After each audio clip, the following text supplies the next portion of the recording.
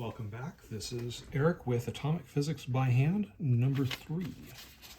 So we just finished talking a little bit about scattering, and so now we're going to look specifically at what's going on inside of a gas cell.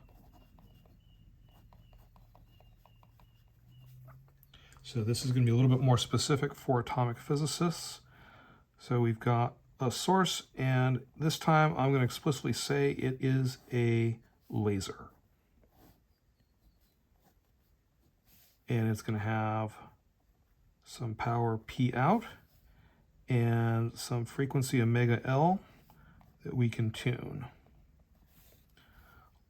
say by somewhere on the order of gigahertz, perhaps a little bit more strongly than that, depending on how much money you paid. So if you paid a whole bunch of money for a new focus laser, you might get a few nanometers there. If you paid a lot of money for a Ti Sapphire, you may have tens or even hundreds of nanometers of tuning.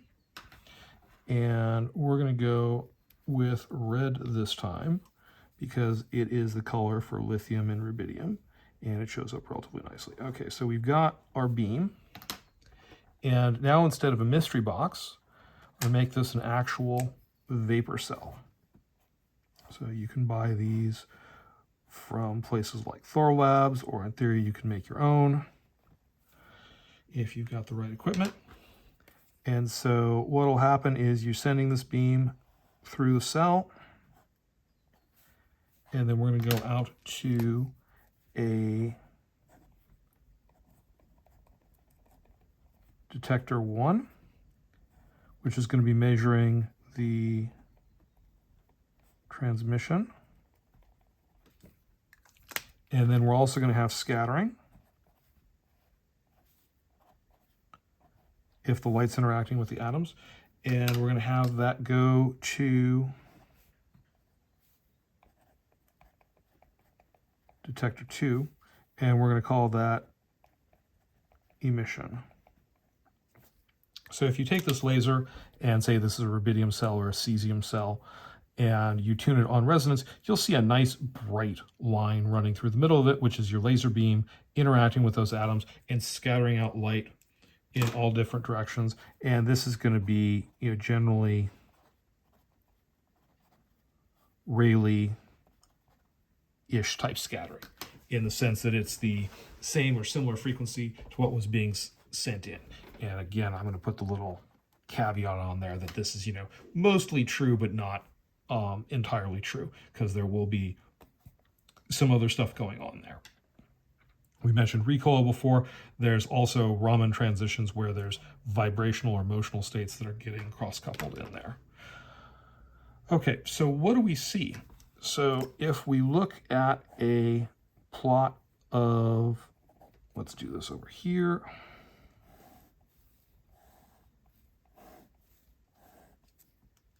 The emission, so we're going to connect that into here, and we're varying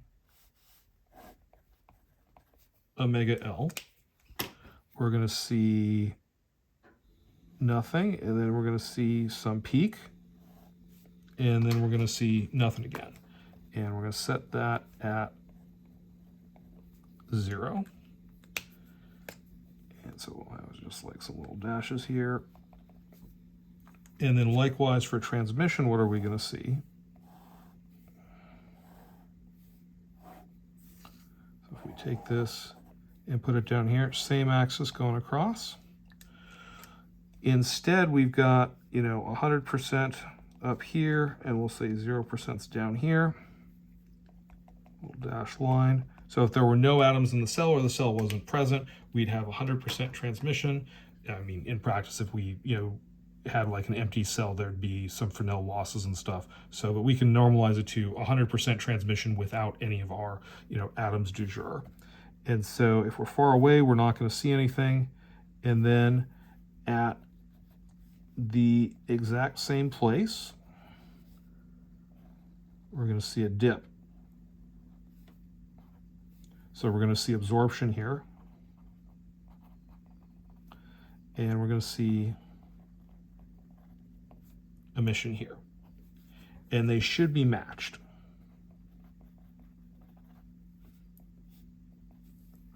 assuming that there's no nonlinearities. So, and this is all, say, in the low power limit. Now, which of these is going to be easier to detect? So if I'm scanning my laser along, I've got my detector here. I know where this beam is. And so I can be, pretty sure that I'm picking up my signal correctly. And, I can see that there's 100%. I can stick my hand in here or a card in here. Use your hand if it's not UV and, if it's not too high a power. If it's, 20 watts of, high intensity UV, don't stick your hand in there unless you really want to get a sunburn. So you know positively that you're getting a signal and that you've got the capability to get a signal. And so then when you scan over the resonance, and this is going to be at some frequency, we'll call it omega naught, and it's got some width, call this delta omega naught.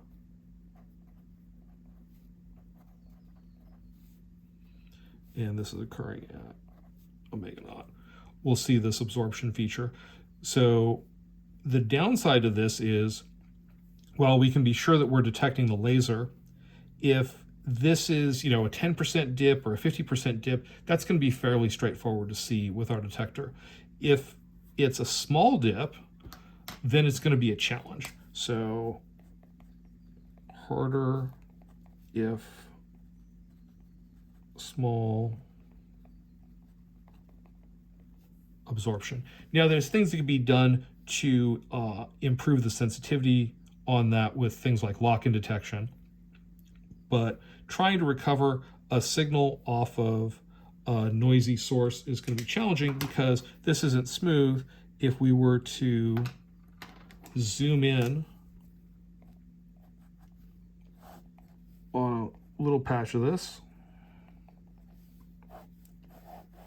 what we're going to see is dash, dash, dash, dash, dash, dash, dash. So there's our normalized 100%. And we're actually going to see that the power is fluctuating.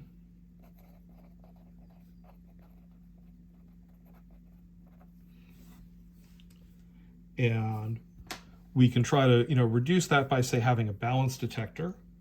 So we can set up a scheme where we've got the laser and we pick off some of the power with a plate. We've got our cell. Then we have two detectors and we do subtraction. So there are techniques that we can use to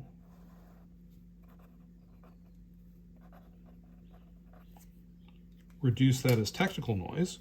So we can have a laser that's, say, fluctuating around at 1%, but if we've got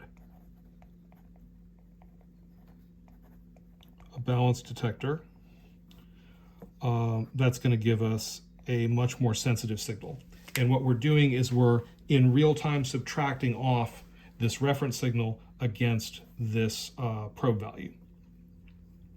And so then if the laser moves up or down, if it's perfectly balanced, we don't see that. We only see when there's a variation, which depends on frequency.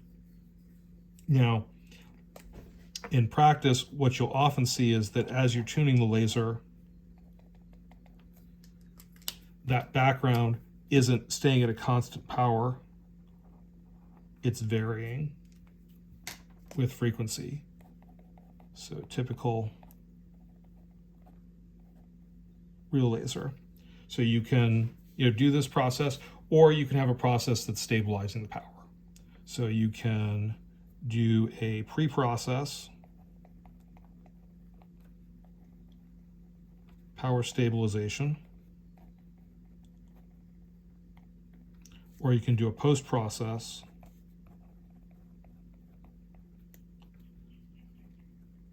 normalization, and I still can't spell, slash subtraction. And depending on how sensitive you want to be, you might want to do both. So with power stabilization, getting, 1% is easy. Getting below that starts to get challenging. With the balanced detector approach, you can get, 30 to 60 dB of balance relatively straightforwardly. If you use something like a Nirvana type balance detector that is auto balancing, you can get, quite a bit more. The downside is that is auto balancing at a particular frequency.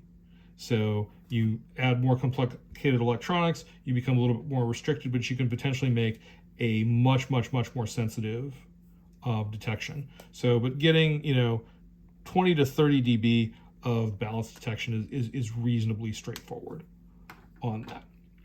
So going back up here to emission, this is dark, which is good in the sense that you don't need very much signal in order to see something.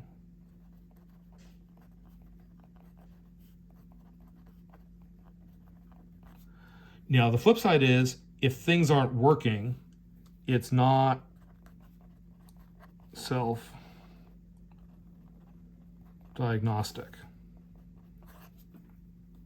So if, for instance, your detector is not pointed at the right place, so if you've got, some kind of collection optic here, is it actually looking at the right location?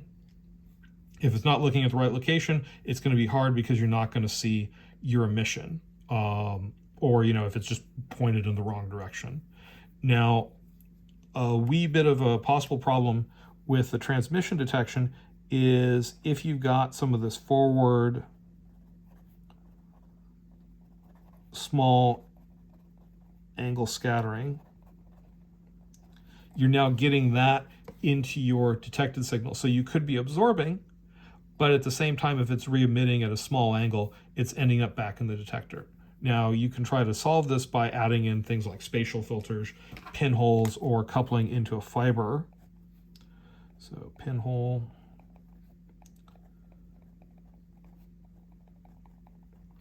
To try to reduce that.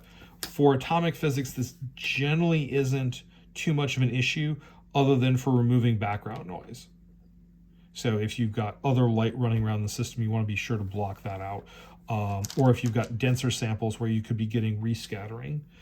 So for instance, this light is scattering off another particle here, and you're not looking at the transmission, you're looking at light that's being rescattered from other atoms. You may want to try to filter that out. It's not going to be a perfect fit, but it's going to knock it down, hopefully as a sufficiently substantial amount to get the signals you want. So that's kind of the thing is when you're designing these systems, what's the signal you want, what's the signal you need, and what are the things that can be messing up that signal in terms of other processes, and how sensitive are you to that. So for instance, if we had the lights on and they were incandescent lights in the laboratory like we did in the 20th century, then you may be picking up all sorts of room light on this detector. And so when you move around, if you've got a white shirt on, it may cause the detector to move in all sorts of ways. If you put a line filter on this detector, you'd then block out all that background light.